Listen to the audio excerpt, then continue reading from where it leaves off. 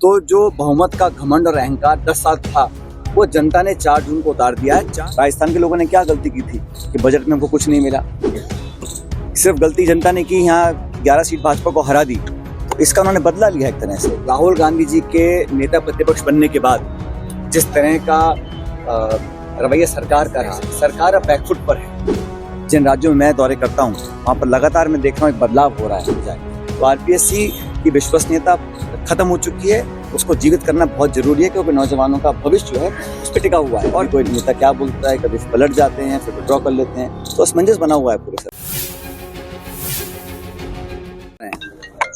जहाँ प्रचार चालू हो चुका है हरियाणा में और जम्मू कश्मीर में, दोनों राज्यों के अंदर कांग्रेस और कांग्रेस का गठबंधन भारी बहुमत के साथ सरकार बनाने जा रहे हैं। हरियाणा में 10 साल से भाजपा की सरकार है।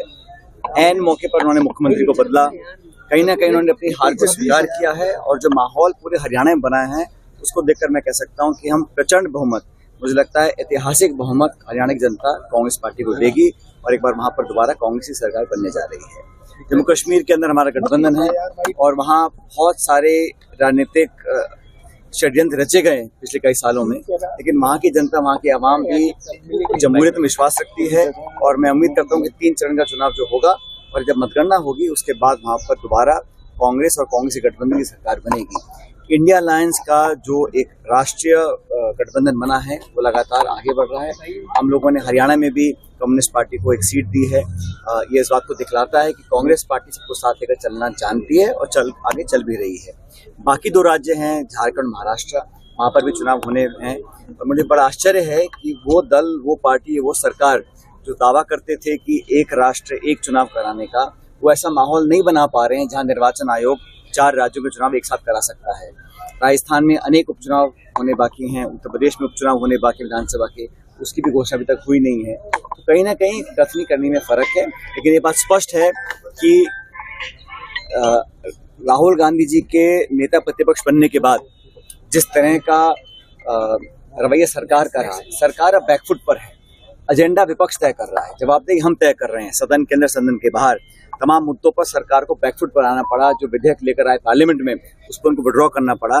तो जो बहुमत का घमंड और अहंकार 10 साल था, वो जनता ने 4 जून को उतार दिया है। 4 जून के बाद एक नई सच्चाई, नई असलियत देश के सामने आई है। और मुझे खुशी है कि राहुल गांधी जी ने कांग्रेस पार्टी के आग्रह को स्वीकार किया, नेता प्रतिपक्ष बने हैं।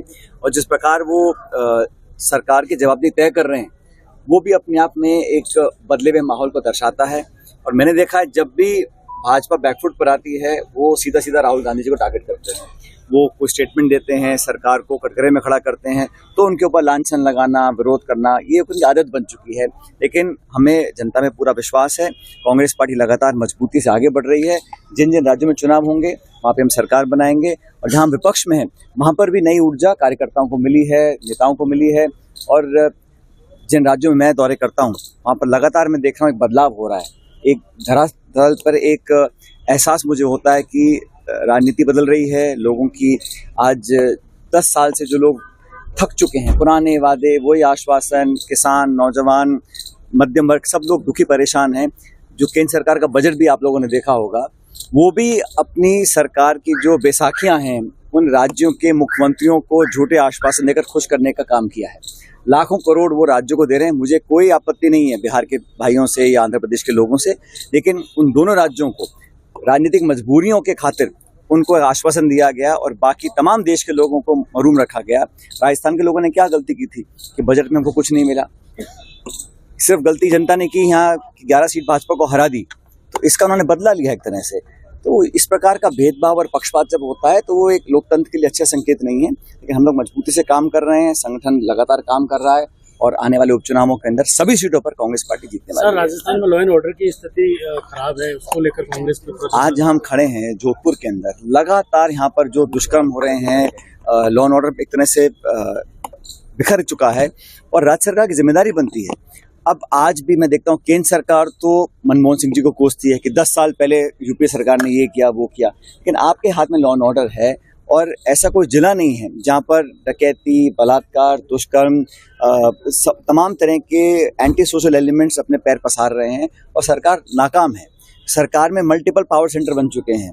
किसी को मालूम नहीं कि कोई मंत्री कैबिनेट में है कि नहीं है। संगठन कुछ बोलता है, सरकार कुछ बोलती है, सरकार में 3 लोग अलग बातें बोलते हैं। तो ये जो बिखराव है बहुत जल्दी हो गया। आमतौर पर 3-4 साल के बाद एक खिंचाव होता है सरकारों के अंदर, लेकिन यहाँ मैं देख रहा हूँ कि बहुत शुरुआत में ही अलग अलग सत्ता के केंद्र बन गए हैं। उसका नुकसान लोगों को होता है। जो नीति निर्माण होती है, गवर्नेंस होती है, ग्रामीण क्षेत्रों में विकास बिल्कुल ठप पड़ा है। जिनके वर्क ऑर्डर हम देख गए थे उन कामों को भी नहीं करा पा रहे हैं।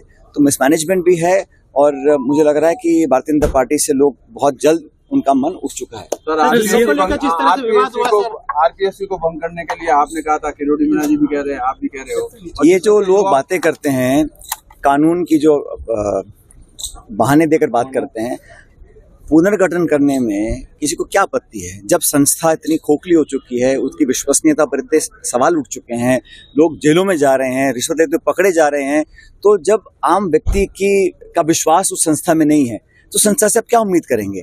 और नए सिरे से अगर उनकी नियुक्तियों के अंदर जो पारदर्शिता वाले मापदंड होने चाहिए वो क्यों नहीं हो सकते हैं? और दोबारा से शुरुआत करके इसका पुनर्गठन क्यों नहीं किया जा सकता? अगर अच्छा शक्ति है, कोई करना चाहे तो कर सकता है, और नहीं करना है तो आप बहाने 100 दे सकते हैं। कानूनी अड़चन है, संवैधानिक अड़चन है, फलाना है, ढिमकाना है, लेकिन कोई करना चाहे, क्योंकि नौजवानों के भविष्य से खिलवाड़ करने का अधिकार किसी को नहीं है, किसी दल को, किसी पार्टी को, किसी नेता को। और जो नियुक्ति के मापदंड होते हैं उसको स्पष्ट किया जाना चाहिए और ऐसे बनाए जाए ताकि भविष्य में इस प्रकार की संभावना खत्म हो जाए। तो आरपीएससी की विश्वसनीयता खत्म हो चुकी है, उसको जीवित करना बहुत जरूरी है, क्योंकि नौजवानों का भविष्य जो है उस पर टिका हुआ है। और रोजगार के मुद्दे पर भाजपा बैकफुट पर ही है। और रोजगार आप घोषणा कर रहे हैं कि हमने 4 लाख नौकरियों का संकल्प लिया है। संकल्प क्या होता है? घोषणा क्या होती है? आप जो हम लोग नौकरियां दे गए थे उनके पत्र जारी कर दीजिए। तो इस प्रकार नौजवानों को भी लगता है भाजपा के जो चालें हैं वो समझ में आ रही हैं। भजनलाल शर्मा विदेश यात्रा पर है, कांग्रेस सवाल भी खड़े कर रही है कि कोर्ट की तरफ से एक कहा कि विदेश जाए तो आप पूछ के जाएं, आप कोर्ट को बता के जाएं। ये कानूनी मामला है, इसमें और कोई देखा, लेकिन मैं तो इतना जानता हूँ कि जो प्रदेश है वो प्राथमिकता होनी चाहिए और यहाँ का जो निर्वाचित सरकार, कोई भी सरकार हो, वो जनता के वोट से चुनकर आती है। अगर शिक्षा, चिकित्सा, कानून व्यवस्था, गवर्नेंस, डेवलपमेंट, विकास ग्रामीण क्षेत्र में, शहरी क्षेत्र में नहीं हो रहा है, लोग परेशान। इस बार गर्मी में क्या हाल हुआ? पानी, बिजली की इतनी किल्लत पहले कभी नहीं देखी, और गर्मी हर साल पड़ती है। तो प्रबंधन की, इच्छा शक्ति की, ब्यूरोक्रेसी के ऊपर अपना प्रभाव रखने की कमी सरकार में मुझे साफ दिखाई दे रही है। किस तरह से बयान आया जिलों को लेकर एक अंतर्विरोध बीजेपी में पैदा हुआ, आप किस तरह से देखते हैं? मैंने पहले ही कहा ना, वो अलग अलग बातें अलग अलग वो बोल रहे हैं, किसी को सच हकीकत पता ही नहीं है।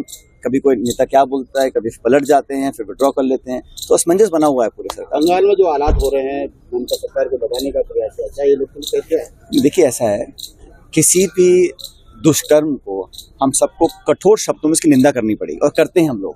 किसी सरकार हो, कोई शासन प्रशासन हो, लेकिन बच्चियों के साथ बलात्कार हो रहा है और जिस बर्बरता से किया गया उसको कौन सही मान सकता है? मैं तो कहता हूँ उस पर उचित कार्रवाई होनी चाहिए। सुप्रीम कोर्ट ने उस पर संज्ञान लिया है, सीबीआई जांच कर रही है, राज्य सरकार भी कर रही है, मिलकर उसका समाधान हो, ताकि भविष्य में इस प्रकार की घटनाएं अगर होती रहेंगी तो सभ्य समाज के लिए बहुत ही खतरे की घंटी है, और ऐसा होना नहीं चाहिए। किसी भी देश प्रदेश में कहीं पर भी नहीं होना चाहिए।